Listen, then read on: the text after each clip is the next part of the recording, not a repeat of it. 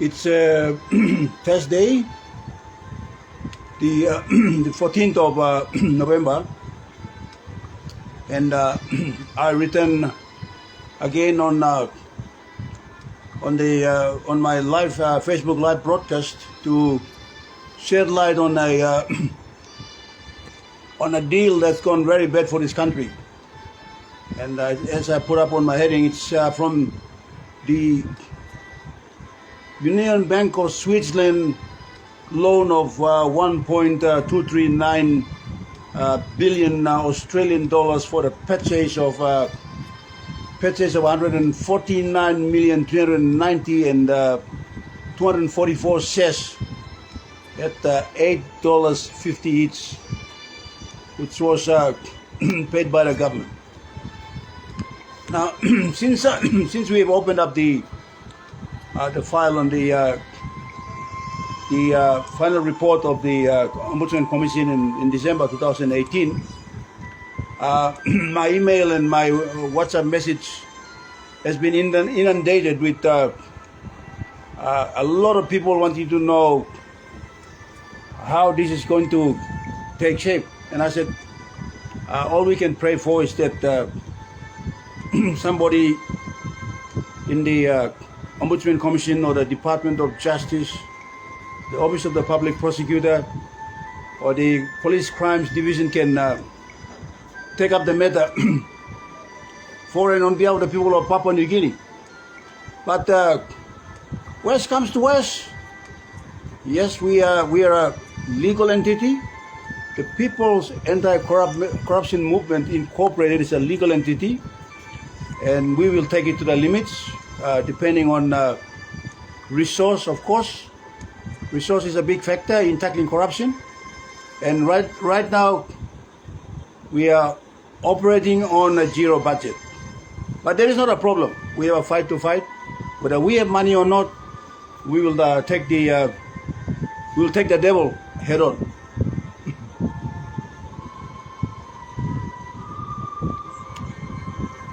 This afternoon, I want to look closely at the recommendations, recommendation number 11 from the Ombudsman Commission on that particular loan, and that is, the Ombudsman Commission recommends that all future government borrowings and related documentations, including memorandums of agreements and or memorandum of understanding, are to be signed by all concerned parties in Papua New Guinea.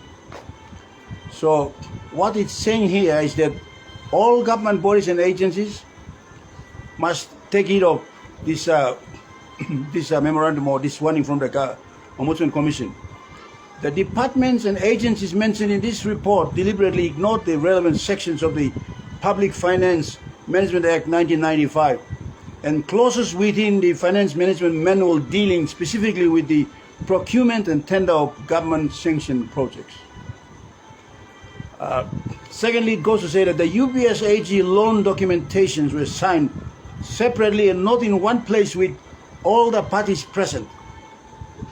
That is, representatives of the government of Papua New Guinea and the state signed the loan documentations here in Port Moresby and then sent copies of the same documents to Sydney, Australia, where representative of UBS AG signed.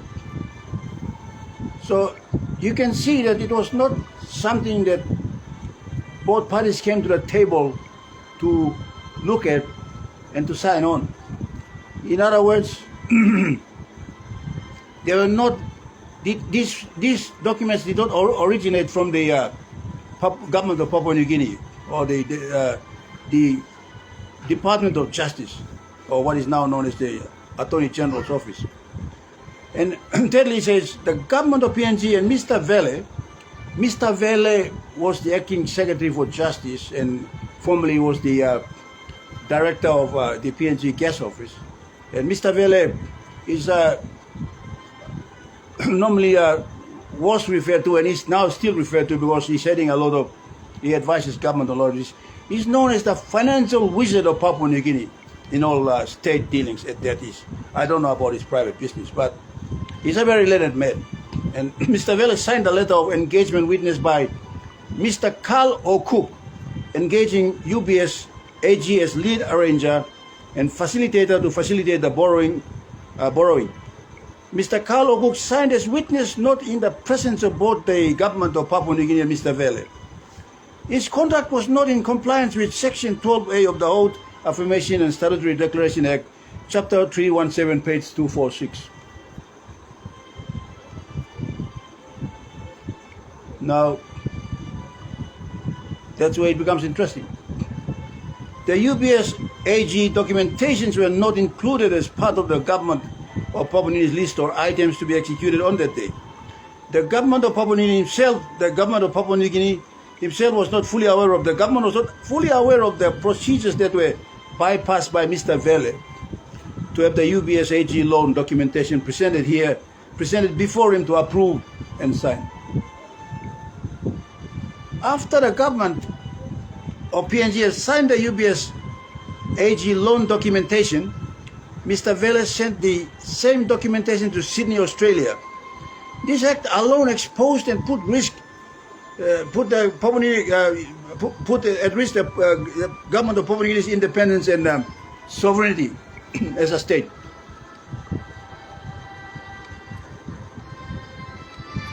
The Office of the Solicitor General was not a party to the signing and eventual engagement of the UBS AGA as sole arranger and facilitator for a state to borrow $3 billion from UBS AG to purchase shares from Oil Sets Limited. Neither the Department of Treasury or Mr. Vele or Minister Ben Micah was the Minister for Public Enterprises, wrote back to Mr. Bakani and Bank of Papua New Guinea to advise that the state had decided to engage UBS AG, Union Bank of Switzerland. Hence, Mr. Lloyd Bakani and Bank of Papua New Guinea are not aware that the state had engaged UBS AG to facilitate the borrowing and debt. UBS AG, Union Bank of Switzerland, Angel Sepp was to lend Australian 1.239 billion to state to purchase shares in Oil Sets Limited.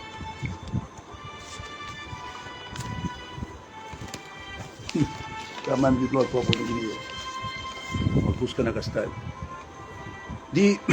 the Ombudsman Commission recommends that the Secretary for the Department of Finance ensures that all government bodies and agencies shall strictly comply with the Public Finance Management Act 1995 and the Public Finance Management Manual when requesting and applying the certificate of inexpediency for the engagement of contractors to implement government-sanctioned projects. Now this is the interesting bit, because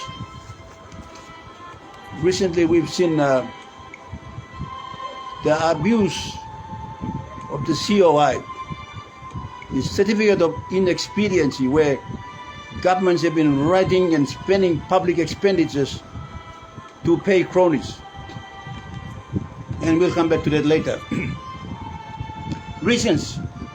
Those departments and agencies mentioned in this report deliberately ignored the relevant sections of the Public Finance Management Act 1995 and clauses within the Finance Management Manual dealing specifically with the procurement and tender of government-sanctioned projects. The Prime Minister committed the state to purchase 149,390,244 shares in Oil Sets Limited prior to the NEC policy submission that was prepared by Mr. Vele, Mr. Diary Vele, with assistance from the technical, finance and legal advisors. The NEC policy submission that requested the NEC to approve the issuance of the certificate of inexpediency was misleading on several grounds, and namely, A, there was no situation present at that material time that warranted the issuance of the COI to award the contract to the contractors and facilitate payments. B, the NEC can only deliberate and award contracts where the amount is 10 million and above. Any contract less than 10 million is delegated to the CSTB and other supply and tenders board, and the supply and tenders board. C, the COI, the certificate of inexpediency, cannot be applied retrospectively, as it is a breach of the Public Finances Management Act and the Finance Management Manual. The CSTB chairman issued a COI that facilitated payments made to the legal, finance, and technical advisors and to those who assisted in preparing NEC policy submission. Government leave law Papua New Guinea, Sauman people. Not funny anymore. The Ombudsman Commission recommends that the Secretary for the Department of Finance ensures that all government bodies and agencies shall strictly comply with the Public Finance Management Act 1995 and the Finance Management Manual when requesting and applying the certificate of inexpediency for the engagement of contractors to implement government sanctioned projects. And this is to all government departments, bodies and agencies. Reasons. Those departments and agencies mentioned in this report deliberately ignored the relevant sections of the Public Finance Management Act 1995 and clauses within the Finance Management Manual dealing specifically with the procurement of and tender of government sanctioned projects. The Prime Minister, that is O'Neill, the Prime Minister O'Neill, that was when he was Prime Minister, committed the state to purchase 149,390,244 shares in Oil Shares Limited to the NEC policy submission that was prepared by Mr. Vele from assistance from the technical, finance and legal advisors. The NEC policy submission that requested the NEC to approve the issuance of COI was misleading on several grounds. Namely, there was no situation present at that material time that warranted the issuance of a COI to award the contract to the contractors and make payments. So here we see the government's top financial advisor and a person who's named as the expert in all business dealings of the government's investments and government finances, deliberately misleading the Prime Minister or the entire cabinet. And there's not one person in that entire NEC that's got the savvy to counterattack the Mr. Vele, except for Mr. Don Polly. And that's a sad case. How can we elect dummies to run the government? How could they secure our finances? And that is the big issue here. Now, the recommendation number 13 from the Ombudsman Commission says that, and the recipients are the Prime Minister, Minister for Treasury, Minister for Justice and Attorney General, Minister for Public Enterprise and State Investments, Chief Secretary to the Government of Papua New Guinea, Secretary for the Department of Prime Minister and National Executive Council, Secretary for the Department of Treasury, Secretary for the Department of Justice and Attorney General, Secretary for the Department of Public Enterprises and State Investments, Office of the State Solicitor. Reasons: the UBS AG, the Union Bank of Switzerland, Engelsaft, was a new loan arrangement that required new contracts to be awarded to legal advisors, engaging them to provide legal advice to the state on the borrowing. Now we have an entire Department of Justice. At the moment we have one of the most learned scholars by the name of Dr. Eric Hua heading the department. Now if we don't have people with the capacity to draw government contracts, that is a sad case. As Mr. Vele had claimed in his letter to the Ombudsman, that the entire Department of Justice from Papua New Guinea with all those lawyers cannot understand commercial contracts. Now, that's quite a bold statement made by a head of a department. In other words, he was saying that the UPNG Law School was not producing lawyers but paralegals, and the Department of Justice was not employing qualified lawyers. So here we are. Mr. Velo should have formally written to the Department of Justice and Attorney General to do a brief out for the state to engage private lawyers or law firms to act on behalf of the state. Now, as far as Mr. Vele, Mr. Dari Vele was concerned, no one else in the government circles or the government departments understood anything about international finance. You can try to post about this. This is not rocket science, Mr. Vela. This is not rocket science. This is nothing complex. These are commercial arrangements that have templates, standard templates. Anybody within the Department of Justice would understand the law. They have studied commercial law. And they have been doing such agreements every day of their lives to deal with the state. So because Mr. Vele was pushed for his own personal interest and the interest of the Prime Minister and people who were behind the scenes, he had to rush the contract by bypassing the Department of Justice. And in so doing, they ended up decommissioning or sacking the Minister for Treasury. And this is where we are. Now, this is not the first and last time. Today or yesterday, the Treasurer had come out giving the stark reality of the financial situations of this country. And it is no brainer. There was no need to guess about it. Everybody knew exactly where the country finances was heading. It was heading into disaster. And I mentioned it yesterday.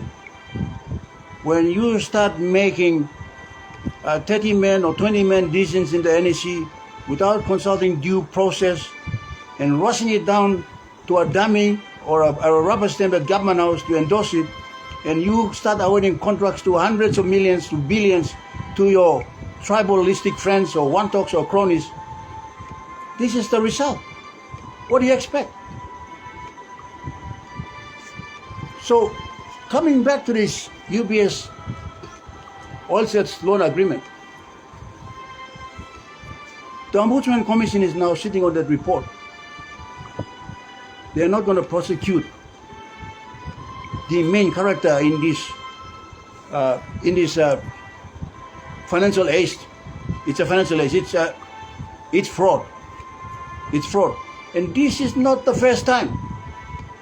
If you look back in this country's history, back in 1992, 1993, the same bank, the same Union Bank of Switzerland, which was pushed by insiders, capitalist cowboys, came here. They convinced Prime Minister Winky, his Deputy Prime Minister Julius Chen, his Finance Minister Masketi Angalio, and they convinced our financial and economic whiskey, Sam McCarry, who was governor of the bank, and they walked away with 3 billion kina, mortgaging all our mineral and oil receipts for a lousy US 70 million kina loan.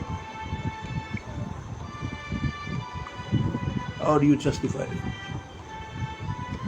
The insanity of electing corrupt politicians and bureaucrats has worked this rich country dry.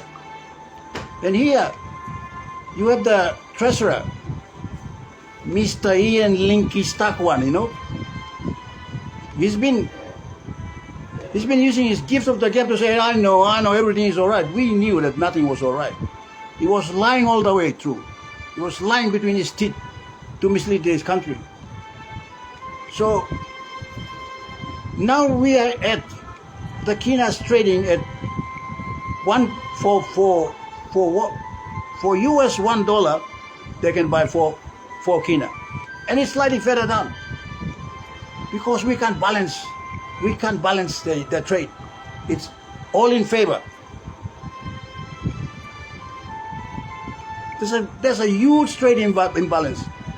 We are importing more than what we're exporting. That's common sense. You don't need any more economic jargon. And the government has not been paying attention to the most important sector of the economy, which is agriculture. They have not created one single coffee plantation, not one cocoa plantation, not one copra plantation. The only plantations that are picking up are private plantations in the oil palm sector. There is not even a cattle farm or a sheep farm in this country. And you have idiots running government who keep on looking at ways to scheme and scam money. And this is the result of the UBS and oil sales loan of 1.239 billion Australian dollar loan. That was not necessary, as I explained before. Again, our stupidity on the ownership of oil and gas and the mineral resources and other resources leads us to these situations where we continuously seem to be financially, financially bankrupt. We all know that 80% of the people in this country are self-sufficient. They are rural people who subsist of the land and will not even feel the pinch of the US dollar or the kina on the trade, on the stock exchange or the money market. It's of no relevance to them, and we know that. And this is where the politicians are cashing in on. But the test will come when you cannot maintain your free education policy.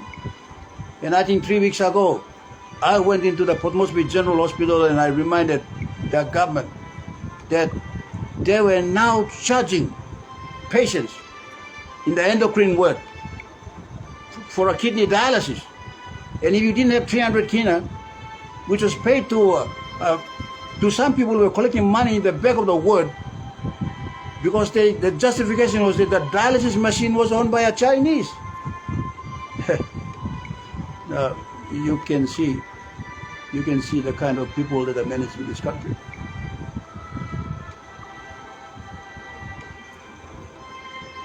So it's outright corruption. My text message of my phone is inundated with all these reports of corruption, poor practices.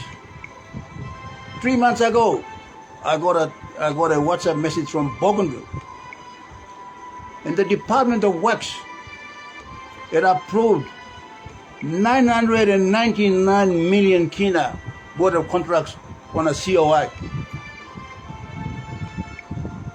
We made so much noise about it. The outgoing Secretary, David Were, was not arrested for having approved the COI.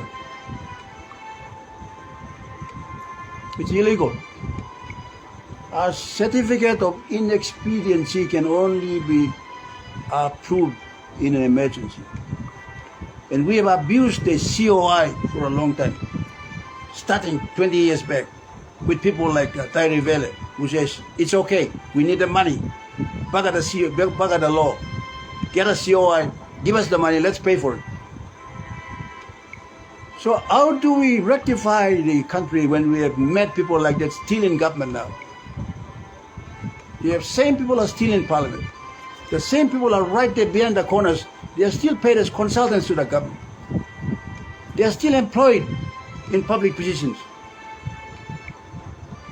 And the Ombudsman Commission is sitting on that very report that I am now going through and won't do anything.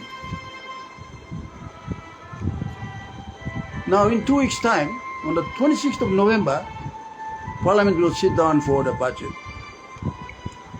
And I don't know if the members of Parliament are watching me. But if you're going to continue to support this government that is corrupt beyond redemption, now you need to resign so the people of this country can have a proper election to get elected people with integrity to represent us and to manage our affairs. Now if you cannot resign, then we'll have to arrest you and put you into laloki so that they treat your brains with medicine so you can sober up. We didn't panic when the treasurer came out saying that the country is distressed. You were spending illegally. You were getting NEC to approve contracts to your one-talks with $2 companies that were registered yesterday in the millions. You bypassed the tender procedures. You were using the COI to just siphon money out to your one-talks and then get it back to you. And this is the typical kind of action that the government has been doing for the last 10 years. You have not even accounted, as is required by the Public Finances Management Act, under Section 3. We've got our summons that is still hanging out in the courthouse, and I call on the Chief Justice to allocate a judge immediately, so that the government of Papua New Guinea can account for all public monies. Don't forget, this is taxpayers' money. You are getting it from the small people and you are squandering it for your own little political survival. Now, in case you think that, I'm faking things, this is part of the Ombudsman Commission report from that voluminous book. And it points straight down to the facts that there are people in this government who are highly paid consultants that think that they are above the law. Now, if the Attorney General's Department is watching me, and Dr. Eric Ho is a man of standing insofar as the law is concerned, being a professor in law and who's now taken up the position as Secretary to the Department of Justice or Attorney General, you need to rattle the chain. You need to wake the people up, and if you have to prosecute them,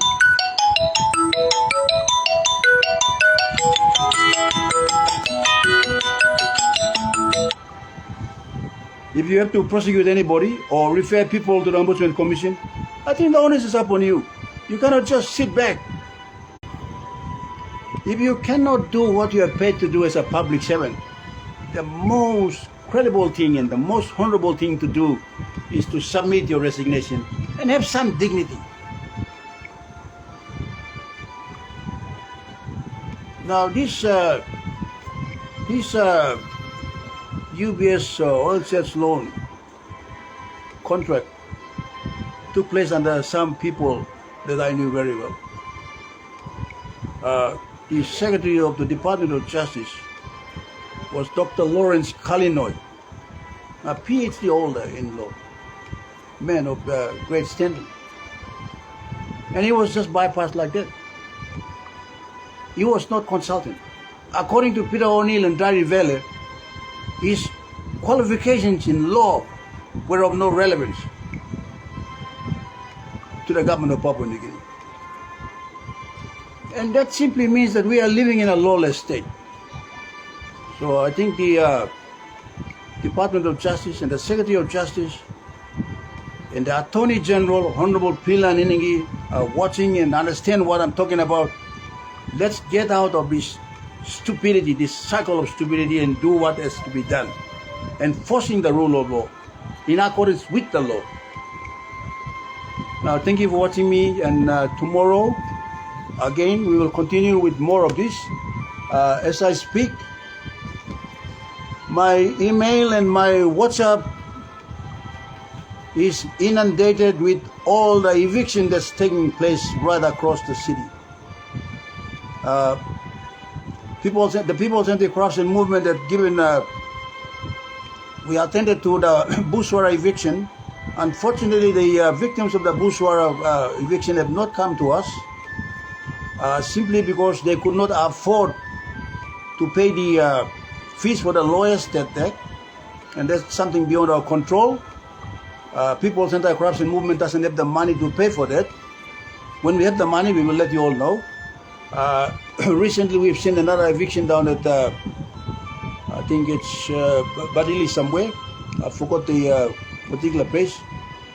But I just got another message this morning that there's another eviction going on at Faria, which has not been authorized by the governor of the city.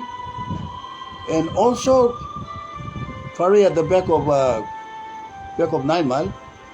And also just last weekend and yesterday I attended to the Calgary people.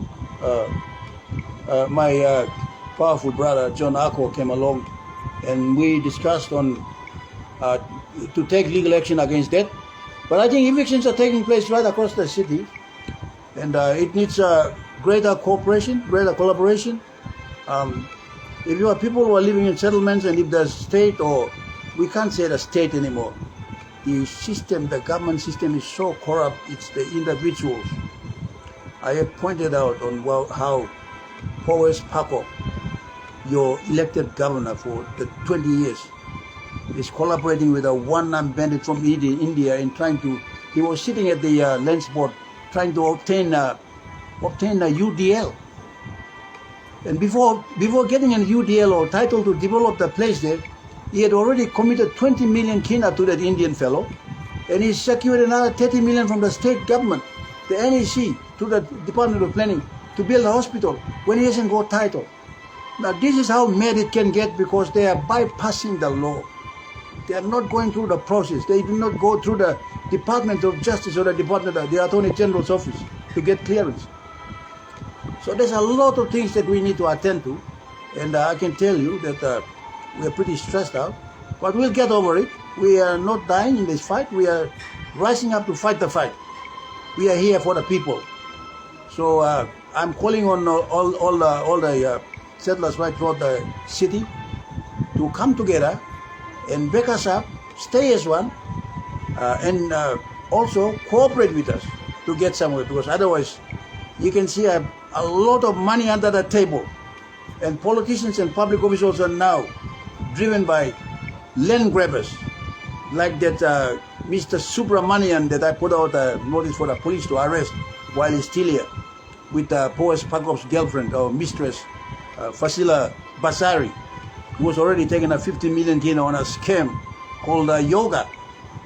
Now it may be relevant in India and wherever, but I mean, we Papua New Guinea, we don't know anything about yoga, and it's not part of the municipal authority to start engaging in yoga lessons or educating people in yoga. The municipal authority or the commission is here to clean and green the city of Port Moresby and the ratepayers. So with that, I want to remind all these people who are sending me messages that yes, we can only help. I think down at Kaugere, we're going to attend to Kaugere tomorrow, today, not this afternoon, tomorrow, see how it's going. We're getting all these people so that we can file in court to stop the eviction and look at it, because I think 20 years ago when I was with Pius Winty, and after when Semekere came out, they introduced the home ownership scheme to low covenant residents right across the city. So we think that there's somebody that is trying to, make a quid by getting people who are in the land grabbing business to fund him to do what they're doing. But we will object to that. We will expose it in court as soon as practical. With that, I wish to thank you all for sharing this afternoon with me. And we'll continue to expose what the recommendations of the Ombudsman Commission. And we look forward to the 26th of November when Parliament meets to see how they can work their way around this budget with literally no money to spend. With that, I say thank you for watching me today, and you all have a nice afternoon. Thank you.